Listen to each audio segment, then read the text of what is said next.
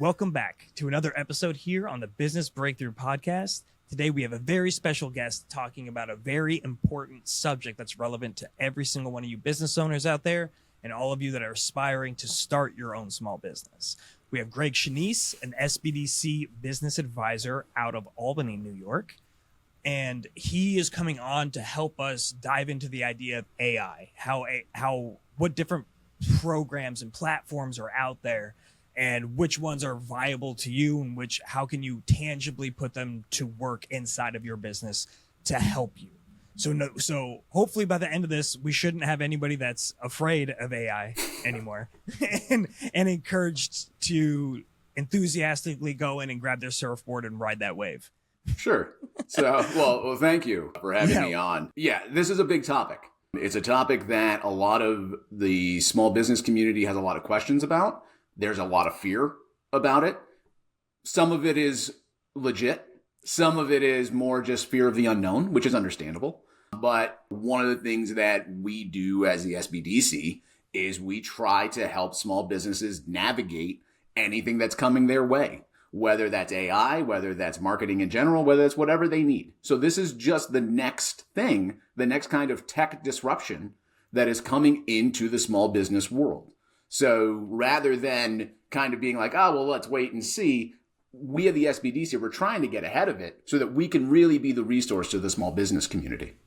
Yeah, it's important to lean forward. This is one of those things. I think in the early days, a lot of people just tried to not necessarily hide under a rock, but just leave that stone unturned, so to speak, and just like, okay, whatever, how much is that going to affect me? I'm over here, I'm doing business, I'm making transactions, I'm getting foot traffic in the door. I don't have time or I don't have the interest to go in. And it's also a little bit scary. The AI, what does that mean? And all of that. So I guess that's a good place to start. So when we're talking about AI, what are we talking about? What does that mean? Sure. So AI, artificial intelligence. So this is something that we have talked about a lot recently, but in reality, we've been talking about this for decades. The idea and the terms AI came about actually in the 1940s. So there was a professor called Alan Turing, and he actually developed what's called the Turing test. And what that is a test that people can implement to say, okay, am I being convinced that this robot or this program is actually a person and not a robot that I'm dealing with? Crossing that uncanny valley. Exactly. So then a few years later, they actually coined the term artificial intelligence. So this is not necessarily a new concept. It's just now the technology is actually caught up to the point that we as people, just in the general public, can access it and utilize it. So we've been doing this for years. A lot of people might not think about it, but if you have an Alexa or a Siri in your house or a Google Home, that's artificial intelligence. It's listening to you. It's trying to suggest other things. There's algorithms on social media and search engines. That is also an artificial intelligence. A Roomba, that little vacuum that goes around your house, that is artificial intelligence because the first thing it does is it maps your house. So yes, we're in a different age of what artificial intelligence is, but it's not something new. We're just now getting into the place where it's affecting us on a day-to-day basis and from a small business perspective. And what we're seeing is the adoption of AI in terms of people being able to utilize it is a much steeper curve upward than something, say, like a tablet or even a smartphone when they first came into the market. So the reason for that is I don't need something new. It's just a program. So as long as I can access the internet, I can access AI now. So people have a lot of questions of what can I do? What can I do? What shouldn't I do? What can I just even possibly think of doing? And how can it help me? And that's where we come into play. Yeah, and I think that's a big question or an interesting impasse that people come to when they decide to take that step and move forward and say, all right, I'm going to try this. I'm going to check out ChatGPT and I'm going to go in there. I'm going to start messing around. And honestly, that's the way that I started. And I did that for months and months and months and then like over a year. And all the time I'm going out, but I'm also doing additional research, watching videos and finding people that have come up with their own kind of prompts and systems and things like that. And so you learn and you grow and you do this, but that can be getting jumping in and then figuring out how to use a tool like that, that can be a stopping point for a lot of people. Sure. And so it's important to be able to get in touch with people at the SBDC that are getting familiar with all of this and that can help guide them along. I guess what I'm curious about is, who are the big players in AI right now that a small business owner should be looking at as far as like different platforms, and maybe what are some of the different use cases for them, Sure. if there are different? So a lot of them are very similar in terms of what they do. A lot of them are what are called generative AI, meaning they're generating something based on prompts that you put into it. It's not thinking for itself. It's not just going to throw you something. You have to ask it a question first. It is still the basic computer principle. Ones and zeros. Information in, processing, output. Very simple, okay? In terms of the big players, the ones that people think about is ChatGPT. That's hands down the biggest platform out there. However, that's not the name of the company. The name of the company is actually OpenAI. That's right. And they have multiple different platforms. But ChatGPT is easily the most accessible AI out there. It's free. It's easy to use. It's a simple prompt-based platform where I can just ask it any kind of question I want. A lot of people use it to help with social media content. A lot of people have it for just copywriting. Some people might put something that they wrote into it and ask them to make it better. So it's very good at narratives. It's very good at looking that information up, okay? Some of the other big players, though, are companies that we all know. Microsoft is a massive player in the world of AI. They have their own. It's called Copilot. So Copilot actually borrows some script language from OpenAI's ChatGPT. But the big thing that Copilot can do is it can integrate with the Microsoft Office suite. So you can have AI directly into Word, Excel, PowerPoint, any of their programs. That's a huge time saver. That is a big benefit. Advantage. Now, it's not free. That's one of the big things. You have to pay for that integration. But who's their biggest competitor in that realm? Google. Well, Google's got their own. So it's called Gemini. And it does the same thing. There's a generative AI portion where same thing. I can ask it questions. I can do the prompts. But theirs integrates into all of their work products. Docs, sheets, slides, all of it. As well as Gmail. So it can help organize and help sort your Gmail and help respond to emails to kind of help with efficiencies. Imagine that alone. Imagine implementing that alone. Yeah. I mean, that's the thing. Like, the thing that people think about with AI is like, oh, well, I'll have it to generate things for me. It can also be used for efficiencies and kind of make things a little bit easier to process information. A couple other players, Adobe has their own. So if anybody's a designer, so they've got their AI called Firefly. And what that does is it integrates into all their products. So if it's something like Illustrator or Photoshop, well, I'm a very low-level designer myself. I can do some basic stuff. But I can utilize that AI from a prompt standpoint to actually ask it to create flyers, to create promotional materials, and it can do it. And it'll just make it for me. And now it's in a format that I can do printing projects with. What a time saver for a business that's maybe 3 people, but they need these things, but they're not designers. Okay, that's fine. It's a efficiency thing. It's a cost savings thing.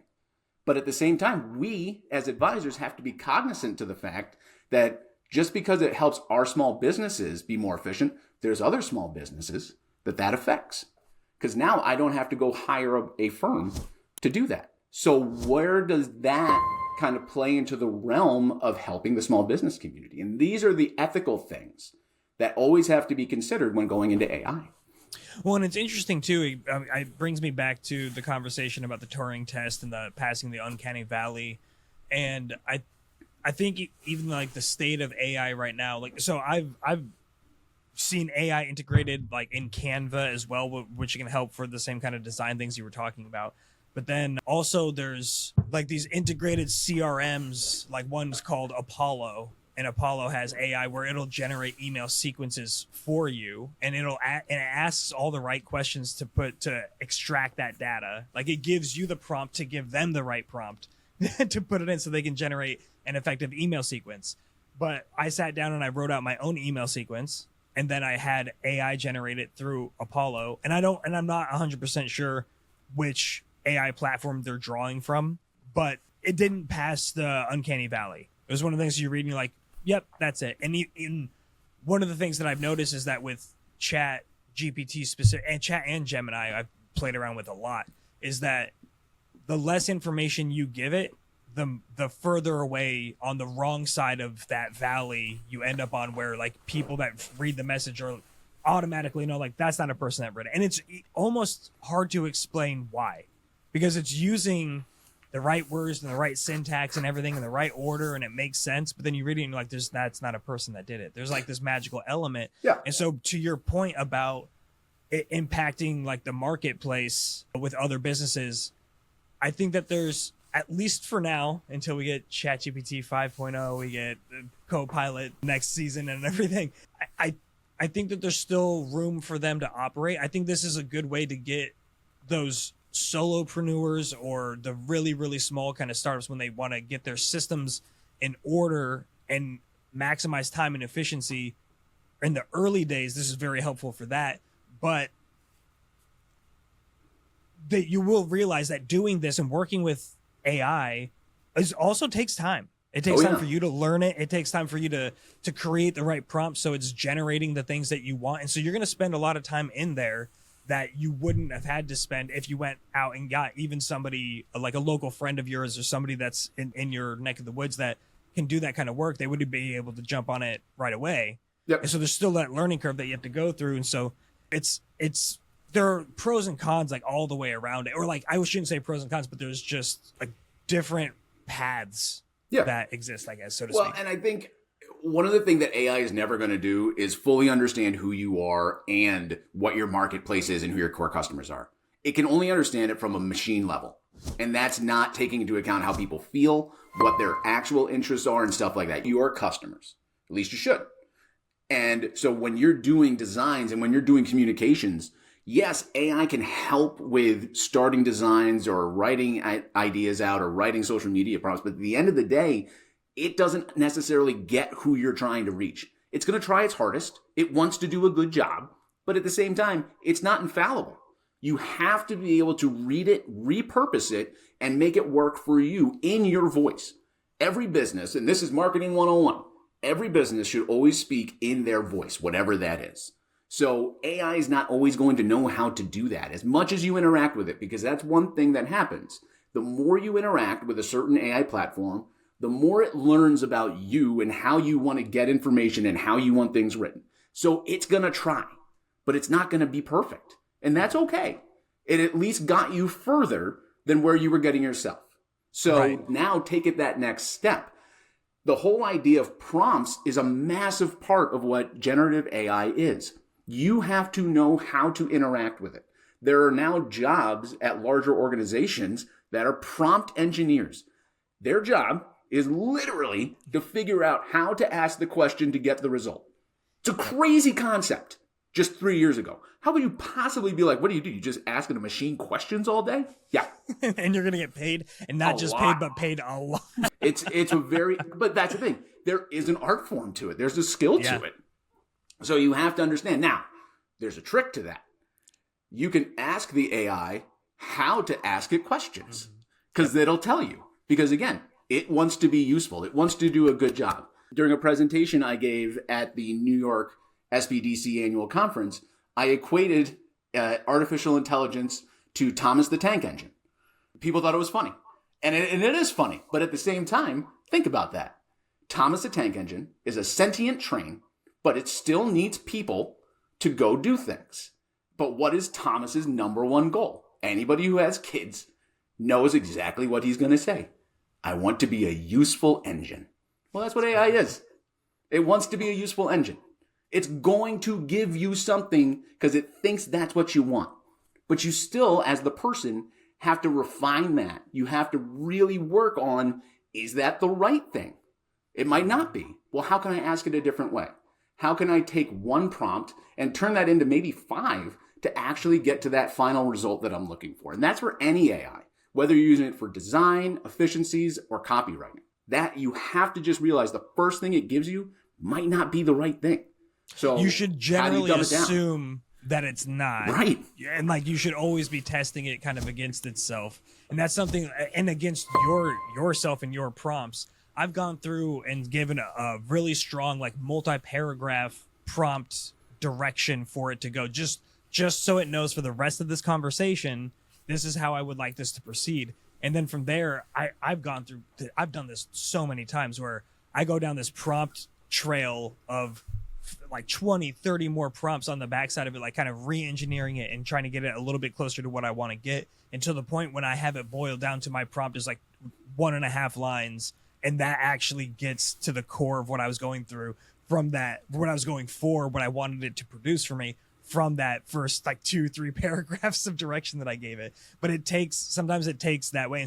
And I think that people that are probably like were writers before, maybe even journalists, have an idea of like this grasp of maybe how to prompt engineer just because of their training and their history. But I mean, it's something that you can definitely learn. I guess, so thinking about the business side, like a single business owner, right? And they have a business, it's up and running, but they want to optimize efficiency, I guess, and not necessarily efficiency. Really, you could pick, Greg, you go ahead and pick a section of the business, and then we could talk about how AI can help either improve efficiency or increase productivity or whatever the case. Yeah. So when we are talking to a small business and they're like, hey, I'm having struggles with this, it's only me, it's by myself, typically the thing that they say they struggle with the most is marketing. And that is hands down one of AI's strongest uses is in marketing. Because usually it's, I don't know how to write a blog post. I don't know how to write a press release. I don't know how to do copy for the website. I don't know how to make social media posts. Fine. That's great. Now there's this tool that can literally help you. And I think that is something that a small business owner can really kind of get their feet wet with AI without having too much of a risk. Because it's not like you're integrating it into the back end of your financials. You're not putting it into an inventory control strategy. You're not doing anything like that. You're literally saying, I need a Facebook post. It should be about this. Great. It's easy. But I think that is the easiest foot in the door. And then it opens things up of, well, what else can it do? Because if it's helping me here, can it help me with invoicing? Can it help me with creating a bid for a project that I want to do? Yeah, it can do all of those things. But at least that marketing piece is the easiest way to kind of get people going. So when we have people come in, we always ask them, well, what's your pain point? What's causing you an issue?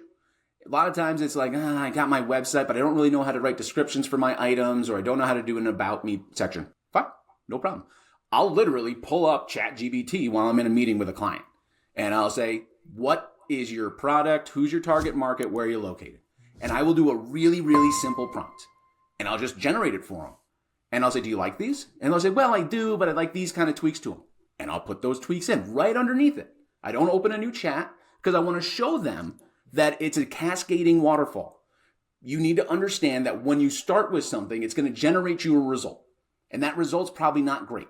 So I need to refine it down. And I just keep going until I get to the root of what I actually want. And usually at the end, they're like, oh, that was pretty easy. I go, yeah. Yeah, sometimes just seeing it in practice can make all the difference. Yeah, it's the fear of the unknown. I don't know what I don't know.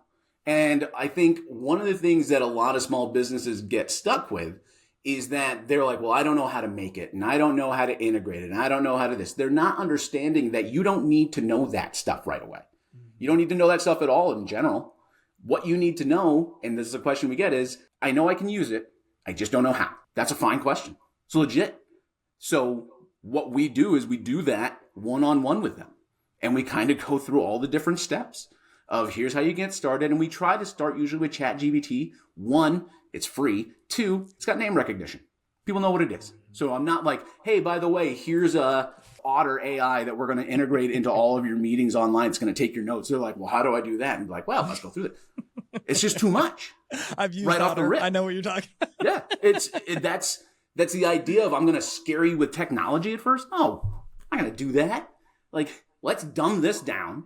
Yeah. And let's bring it forward. And that's something at the national level that we're really trying to do is actually create worksheets that we can give to advisors to help them educate the small business community on like 3 or 4 AIs that can do the majority of what you need. You want to go further than this? Let's talk a little bit different. But just to get the ball started, here are some that we offer. Here's what it can do. Here are some prompts. But it's that idea of you got to start somewhere. And it's usually the easiest to start with something like a ChatGPT or even Gemini or Copilot. Mm-hmm. Any of those that is literally just a prompt and it generates text, easy enough to show somebody how to utilize. And then that gets that idea train running of what else could I do with this? And then we can go further. Yeah, I know I've definitely gone through that process of going through the different kind of demographic details that you wanted to extract. And you can even go into the psychographic side too, which everything starts to get, you start to really question a lot of things because you're like, because it's weird mentally to handle the responses back from ChatGPT or any AI, generative AI platform when you first start using it, because it's so definitive. Yeah. It's so and one thing that I found early on that was like, I would just ask, are you sure? And then it would come back and give a complete, it's like, no, I'm so sorry. That wasn't right at all. I'll do this one. And then I'll say, are you sure? And it's like, well, it's actually a little bit of the first one. Yeah. And so, but it's a quick and easy way just to get another perspective on it. I've done it with math. Like if I've helped somebody, if I've been helping somebody out with like an accounting problem that they're having, like, hey, this isn't going right. I'll be like, all right, well, let's upload the spreadsheet. Let's ask it some questions. Let's do some of this. It'll do the math for me, and I'll look at it and I'll be like, that's not even right. Like, yeah. I know. I can look at it and say it's not right, and I'll ask it, be like, can you recalculate? And it goes, oh, sorry. And it's like, okay. I think your point when it came to like the way that how you integrate AI into the conversation to help your clients by starting specifically at the pain point. Like, what is the problem that you're incurring right now? I think people, if business owners shift their thinking to not, oh, there's this AI platform and it can do so many different things. It's, I have this problem. I wonder how AI can help. Yeah. So I've actually, I'm sorry. No, please. I actually talked somebody out of using AI not too long ago. They were wanting to use it as part of their CRM. Somebody was going to make a custom AI program for them. They were going to integrate it into their CRM, but really all they wanted to do was be able to figure out when do their clients get in touch with them, what are their birthdays, all this other kind of stuff so that they can have a better interaction with them. And so I started talking to him and I go, that's kind of normal in a lot of CRMs. And I go, are you utilizing the whole program you currently have? And they're like, well, we're using a free version. And I'm like, okay, before you spend the over $5,000 you were going to spend with this company, like, I would like you to go to your CRM and see what's available there, because it's the new shiny object. Yeah, exactly. It's not for everything. So that first question of what is your pain point starts to figure out, like, is AI actually the answer to the question? Yeah, is it the else? Best tool for the job? Like, is that the way? And to your point of how you broke it down, the difference between marketing and like the financial tracking side of the house, marketing is so much an art, and that you track and analyze with science and data. Yeah. Right. And so on the art side, like, there's not necessarily a wrong way to go. There's just information coming back. And so if you use it, and especially if you're already in business, I think this is powerful. If you're already in business, you already have a website, you can give it this information, like, and so that way you can help train it on to your point earlier, again, this is our voice. This is how we want to communicate. And this can also be an inflection point for yourself to look at how you've communicated and created your voice on your website to determine, is that the voice we want? Yeah. And so now, yeah. So depending, some of the AIs will do this for free, and some of them you have to pay for the pro versions to be able to get into it. But the AIs typically allow you to upload documentation to it. Mm-hmm. And so if you have Google Analytics built into the back end of your site, well, wouldn't it be nice if you're like, I don't have no idea what this means. This is all clicks and buzzes to me. I don't get it, which, fine. Upload that document to an AI, whether it's ChatGPT or any of the others that can allow you to do that, and start asking questions about it. Like, summarize what this means to me. A case scenario on that, we as the SBDC, we have access to a database called ProfitSense.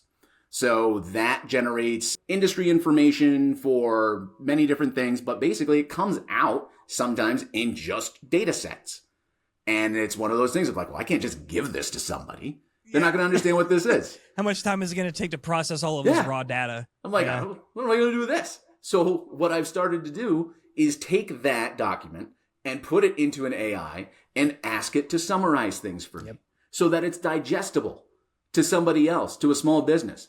Because they just need to know how are things performing or what is the market dictating I can do. Rather than just looking at numbers and being flabbergasted because let's say you're a bakery, how to make the best muffins in the world, but you don't understand analytical data. Good. You shouldn't. It's one of those things of like, you should be making the best muffins in the world, not worried about what's happening at the back end of my website.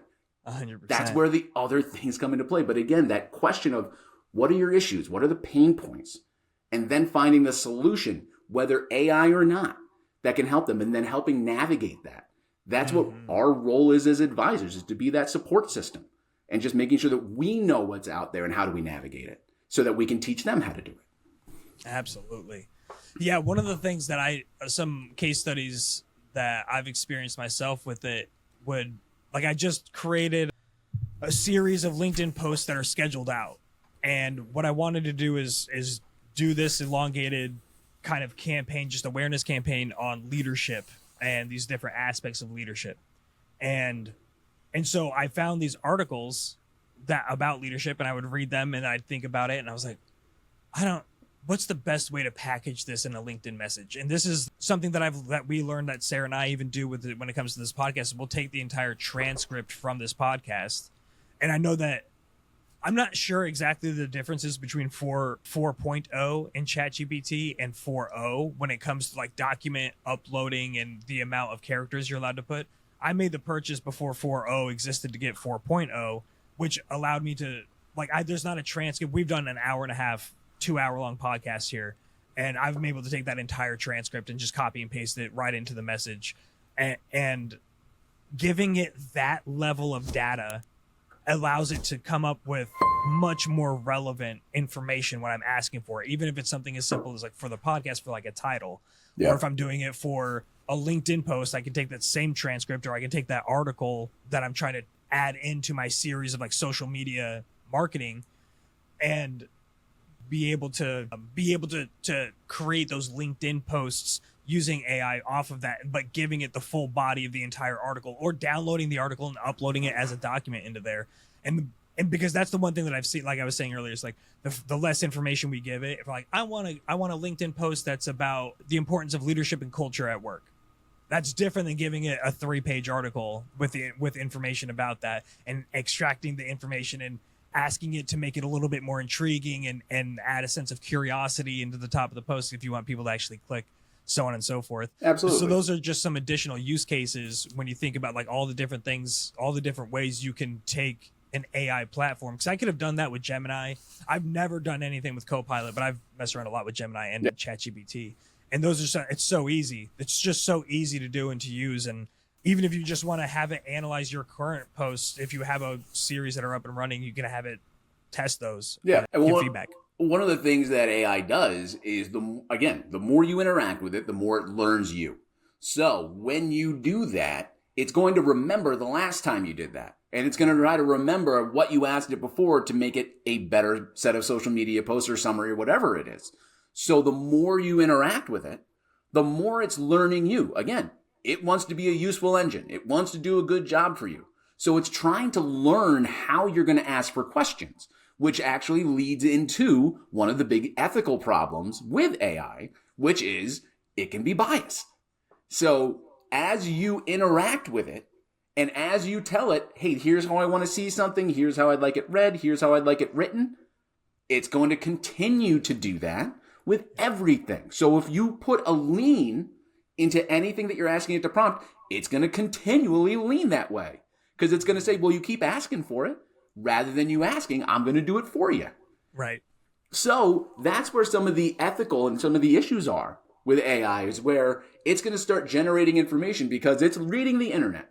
And there isn't anything you cannot find on the internet. So it's going to be like, no, I found this on this really obscure website in this really obscure article, but it backs up exactly what you would like. Yep. Yeah. Well, is that okay? Look, there's proof. Or it'll make up a reference. Yeah. That you need to go and check and follow and see like, oh, that doesn't exist. This author and this author never wrote a paper together. Not for nothing. Talk to the former CEO of SI Magazine and ask him. You can find it online. This report's out there where they were using fake authors to write articles on the website. The articles weren't necessarily wrong. They just weren't written by anybody. So it's an ethical thing. Like written by at the bottom, like ... They made fake authors. And that's the thing. So there's the ethical problem. But that's the thing. But here's the thing. If it had said written by artificial intelligence, would that have been an issue? Would you have I don't cared? think it should have been. Yeah. That's the shrug. As long as they're telling the truth, like, this was not generated by people. Then it's a question of market demand, and which can lead down a very interesting and slightly scary future. And this is something that when you're starting to look at AI in your business standpoint, should always put into consideration a series of checks and balances before you start putting it out into the world. Because as it stands right now, there is very few, there's no real laws, but there's very few regulations put on AI. There is a AI Bill of Rights that has been put out by the White House, but really it's just suggestions. It's just like, hey, this is what we want. We would like it to be accessible. We would like it to not be discriminatory. We would like it to be open to everybody. And all this kind of stuff.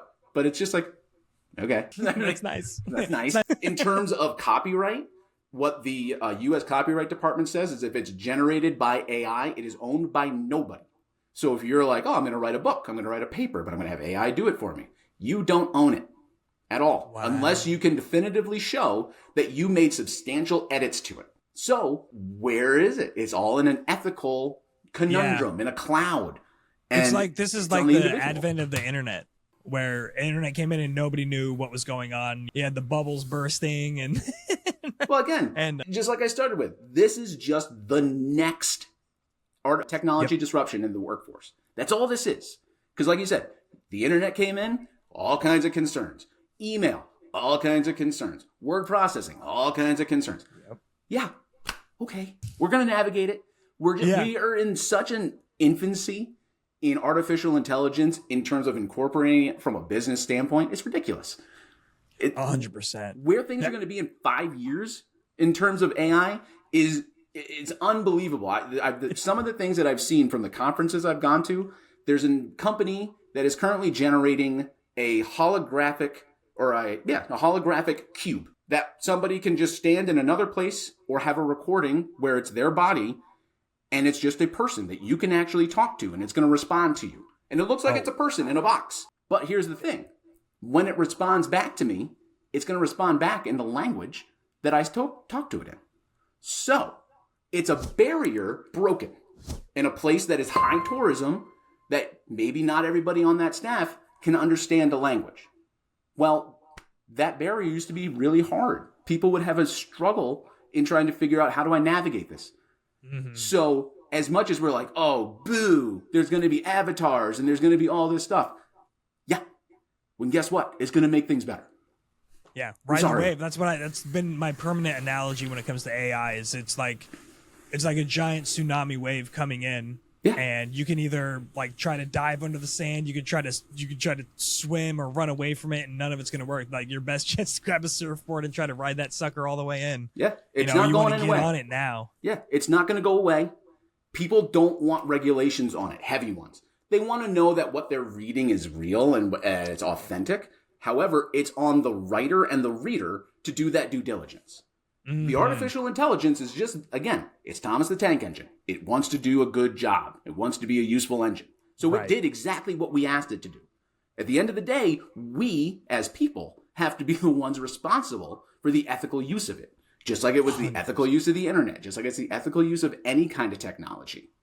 So, again, it's not necessarily AI's the problem. It's educating people around it. And how do you utilize it? And how do you make sure that you have the checks and balances in place? That should take away that fear. So that's a big thing that we talk about a lot at the SBDC and the ASBDC level, is how do we kind of mitigate those fears and kind of do the education to make people more comfortable dealing with it. Not just how, but really looking at it as a much bigger picture than just, I'm going to make this post. I'm like, okay, well, just know that going forward, it's now going to try to write all the posts exactly like that one. Are you okay with that? So it's a huge topic. It's a big discussion. That's why again, from the ASBDC level, it's not just one or two of us leading the charge. I think there's, at this point in the AI working group, there's about 10 of us. And we're from all over the country. And we're all seeing how it's interacting with our communities. Because what happens here in New York is different than what's happening in Alaska. That's different than happening in Mississippi. But that's why we have people on the committee from those places to kind of teach us, what are they seeing? What are they doing? Can we incorporate it? And can we learn from them?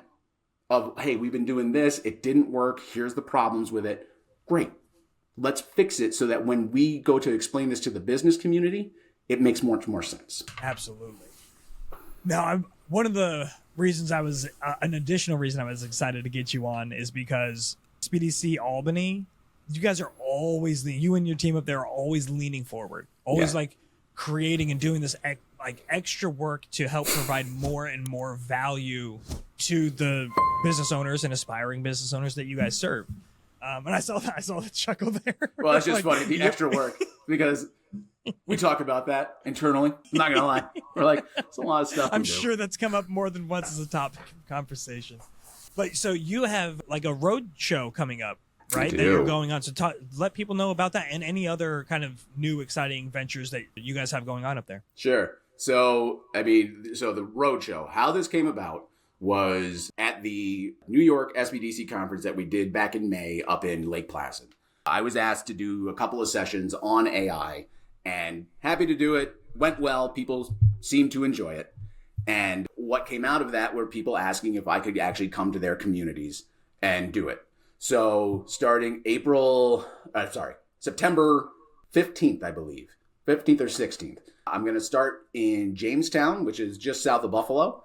And then I'll do Jamestown, Buffalo, and then I'll be moving east and hitting Brockport and Onondaga and the Mid-Hudson and Binghamton. And the idea is to do a train the trainer session. So I'll be working with SBDC staff to kind of talk about what we're talking about, but we're going to do a little bit more hands-on stuff where we'll actually go through the AIs and do some prompts and so they can see exactly what it generates. And then doing one for their clients. Because again, at the end of the day, our job isn't necessarily to teach us how to do things. It's how to teach the business community. So we're going to have a little seminar. So yeah, I'm going on a road show, going on tour. That's actually what I should have called it. I actually should have called it the tour. Now that I think I should make t-shirts. I don't think it's too late to change to shift branding. I think we can do that. Okay. All right. I like it. But this all stems, and it's a good timing because the week prior to that, I'm actually going to be at the ASBDC conference for the nation, and there's a big focus on AI and including a specific day training for people who are part of the AI working group. So we'll be going down. We'll actually be learning a lot about what is the latest, not only from our perspective, but from the national perspective. And so listening from some of the larger players in the game, including Google. So I'm excited to be able to bring that to the general vicinity and really kind of help this state and help our constituency be able to utilize this technology. Because I think there's a lot of fear on it. And understandably, I think a lot of people have a fear of, well, is my data going to be protected? Is my job going to be lost? Is it going to take over? Is it going to replace me? It's a big fear. And it's a legitimate fear because there's some tasks that it can do that will make some other job tasks redundant. Now, there should always be a human element. It's going to shift the landscape of workers. Absolutely. Sure. There is a report that you can find online right now from McKinsey & Company that looked at New York City and what the impact of AI will be. And I believe it was in about 5 years. It was 5 to 10 years. I don't remember exactly. But it talked about how the word you just said, shift. They don't say replacement. They say shift. Because I think that's what it will be. I think it'll be much more of a shift of responsibilities in terms of figuring out how do you utilize this and incorporating it. But some of those tasks that people have been doing will get automated. And here's the thing. From an efficiency standpoint and from a small business standpoint, that's okay. when they're talking about large shifts in the amount of people that it will affect, they're looking at it from a big business standpoint, not a small business standpoint. So we're dealing with people who 5 to 10 employees for the most part. We do have some larger ones, but really, I mean, we're not talking gigantic companies. They're not worried about like, oh, well, this person's responsibilities are not going to be there anymore. They're going to find different things for them to do because that's just going to make things better and more efficient. Yep. So it's a good report. I think they do a really nice job writing out. So if anybody gets a chance to, I highly recommend just reading it. Because again, from a New York standpoint, they're talking about New York City. So it's right in our backyard. I mean, why wouldn't we read that and take note of what it actually says? But yeah, I'm really looking forward to it. It's going to be quite the week because it's 1 week and I'm coming. Oh yeah. Oh, you're going to be pushing it. All right. I've been there. I understand. Yeah. It's a legit road show. That's why I'm saying Greg's going on tour. But no, I think it's great. And in terms of what else we have going on, I mean, other than that, we just keep on moving. We've got serving those business owners. Yeah. I mean, that's the thing. Like, again, I'm just a business advisor. So on top of all of this, I have a bunch of clients. So it's awesome to be able to help them not only with this, but with everything else. And that's kind of what our whole team mentality is. We are the support system for the small business community. Like, we're not like, hey, we're great. Of course, you're going to come to us. We're like, if we can help, great. Like, just let us know how. And that's one of my core beliefs in terms of my entire life. I'm not a seller of widgets. I don't like doing that stuff. I like to help people. And our center, that is how our whole mentality is. It's how can we help people, whether that is bringing in the new technologies of AI, whether that's doing something like our seed program, which has been around for a long time, but it's character-based lending. So like if you've had issues in the past with credit, you've gone through some stuff, but you've got a business and you're looking to potentially secure a loan, well, this gives you the opportunity to have a business plan, projections made, you get some education, and then you do a Shark Tank style pitch to our large local federal credit union, which is called Broadview, for a chance at a $35,000 loan. We've helped I don't know how many businesses where they wouldn't have gotten financial assistance go through this program, and then they were able to get it. And then they're able to keep moving forward, and they're able to buy a new piece of equipment or even open it. But that came out of the idea of, well, how can we help people? Rather than, well, we need to reach numbers. We need to do these things. Right. That's not how we operate. We operate from just a help standpoint. So all of our programming, all the things we do, that is the underlying core of how we move things forward. And to me, that's the SBDC in a nutshell. We are a support 100%. Structure for the small business community. That exact climate and culture is exactly what Erica Chase has developed down here in Farmingdale as well. And so, and it's something that works well just because it's focused on doing the right thing. Yeah. And the right thing is helping the clients to the best of our ability. And honestly, like probably one of the biggest sources of referrals or new people becoming familiarized with the SBDC is current clients who are being treated exceptionally well and feel like their problems are being addressed effectively, that they're not just being blown off or not just being told, hey, go read these 3 articles and come back to me. It's like, no, there's that real one-on-one free for life counseling that you get time and time again whenever you come in. So yeah. And that free for life is a big thing because it's free and because we're not trying to get funds out of you. Exactly. That allows us to be very free and open to be able to give legitimate support without any strings attached. So I can't be like, hey, by the way, utilize this program and because I'm good at no, it's like, do it or don't do it. These are just suggestions that we have. And here's help that we're giving you. But it's on you as the business owner to follow through on it and do the thing. But it allows us, and again, it allows us as advisors to be very free and open. And I think one of the biggest comments that I hear in my surveys that I get back from people, what they say is that they appreciate honesty and they appreciate integrity and they appreciate me not pushing them in a direction. Because I have no problem telling people that this is something that is free. There will be people that will try to charge you for it. It's free. Please don't do that. Where other people would be like, well, why would you do that? That's going to make you money. I'm like, that's not our goal. Our mission is not that. And that allows us to do more things because we're not tied into this box where we can't move things forward. It's like we're the reverse box. It's the way that every single business model operates, and we have the opportunity to be able to kind of break that mold. And the biggest thing now is just making sure that everyone knows about it. Yeah. So I appreciate you coming on the show, helping us spread awareness, touching on a very relevant and timely topic that needed to be addressed. I would actually love, we can talk about this more offline, but I'd love to be able to do a more tactical session like podcast with you where we go through some prompts and things like that. Absolutely. And we can kind of show people the one-on-one or the 101 of the different chat platforms. Yeah, be happy to do that, because that's going to be the next iteration of this. Like, so level 1 of the education to the small business community is, here it is. Here's some of the programming. Here's some of the ways that it can be utilized. Here's some of the ethical considerations and things you got to look out for. That's step 1. Step 2 is taking all of those concepts, everything that we talked about, and now putting it into practice. And that's a learning lab. That's all right, everybody, get your laptops out, bring your computers, or even on your phone. Let's start doing some stuff. I mean, at the staff conference, I had people do that in the very beginning.